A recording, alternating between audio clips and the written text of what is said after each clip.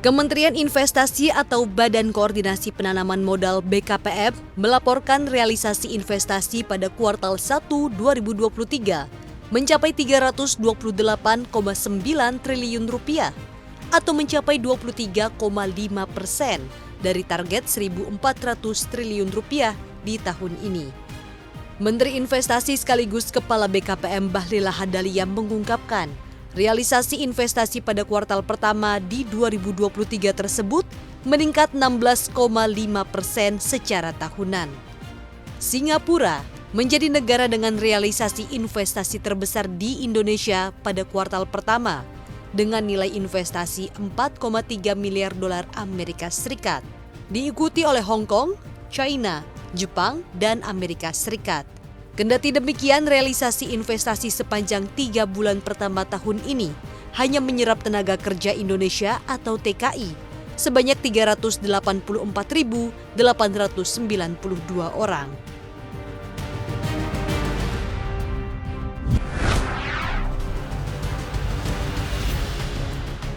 Kementerian Energi dan Sumber Daya Mineral atau ESDM memutuskan untuk memberikan izin ekspor konsentrat tembaga kepada PT Freeport Indonesia hingga Mei 2024 mendatang dengan syarat dapat menyelesaikan smelter tidak boleh lewat dari pertengahan tahun depan.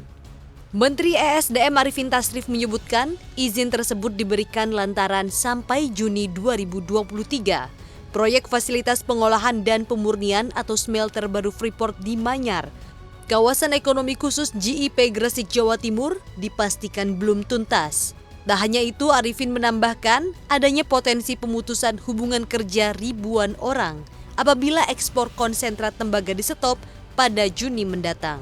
Arifin pun menekankan sampai saat ini progres pembangunan smelter Freeport berkisar 60% dengan anggaran yang digelontorkan sekitar 1,5 miliar dolar Amerika Serikat.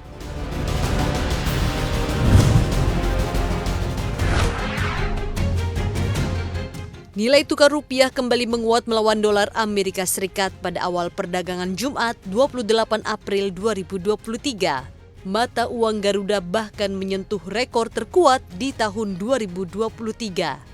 Rupiah menyentuh level 14.640 per dolar Amerika Serikat sekitar pukul 9 pagi. Level ini merupakan rekor terkuat tahun ini yang sebelumnya dicapai pada 14 April silam. Selain itu, posisi ini merupakan level terkuat sejak 10 Juni 2022.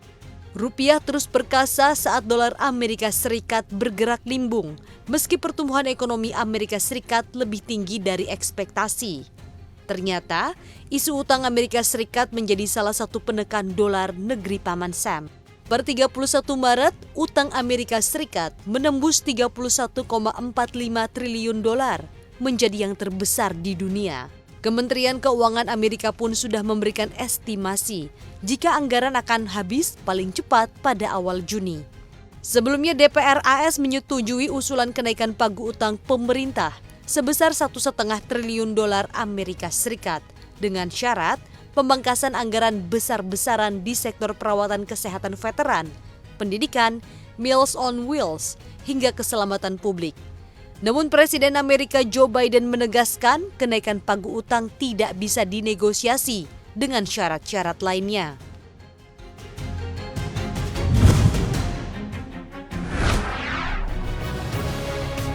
Indeks Kepercayaan Industri atau IKI Indonesia pada bulan April tercatat pada level 51,38.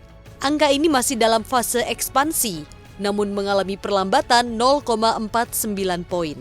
Penurunan nilai IKI dikarenakan 13 dari 23 subsektor industri pengolahan mengalami penurunan nilai, terutama subsektor dengan kontribusi terhadap produk domestik bruto atau PDB yang cukup besar, mengalami kontraksi.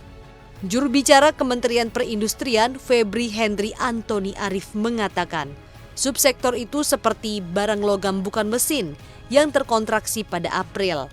Selain itu, IKI juga sebagian besar ditentukan oleh komponen pesanan atau order. Adapun komponen pesanan terhadap manufaktur turun sedikit karena pola musiman momen libur Lebaran. Namun Febri yakin industri bakal membaik di bulan berikutnya. Di sisi lain, pandangan pelaku usaha terhadap kondisi usaha industri 6 bulan ke depan, sebagian besar atau 64,7% menjawab optimis dan stabil sebanyak 25,4%. Febri menyebut tingkat optimisme pandangan pelaku usaha terhadap kondisi usaha di bulan April selama 6 bulan ke depan masih tergolong tinggi.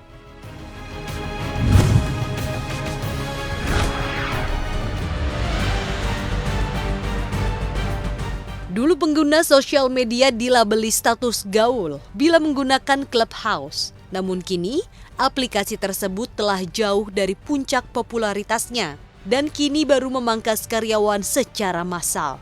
Atensi publik terhadap aplikasi Clubhouse menguap begitu cepat pasca pandemi COVID-19. Imbasnya perusahaan memberhentikan 50% stafnya dan kabar ini diumumkan lewat blog situs resmi Clubhouse.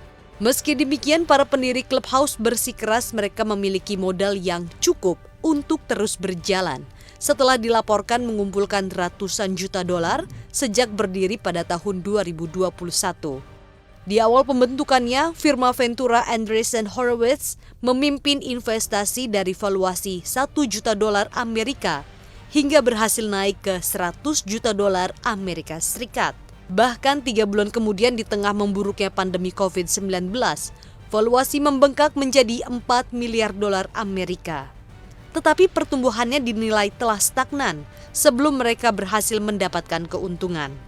Kinerja Clubhouse kian meredup pasca pemulihan dari pandemi COVID-19, pelonggaran restriksi sosial, hingga kebijakan The Fed yang hawkish soal suku bunga acuan.